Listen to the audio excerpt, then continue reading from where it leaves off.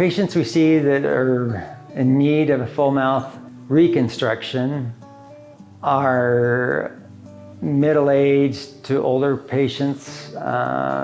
Most of them come out of the construction industry where they've ran heavy equipment most of their life, or been in very stressful CEO type positions where they've literally ground their teeth down.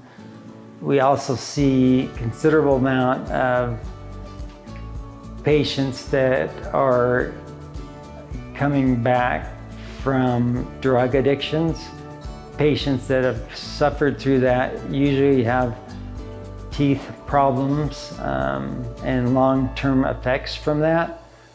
We've been involved in some very rewarding cases where we've been able to rebuild patients as young as 22, 23 and given them back a smile, which is huge in patients that are trying to recover from all the issues of being addicted to drugs. It's hard to feel good about yourself if you don't have a smile.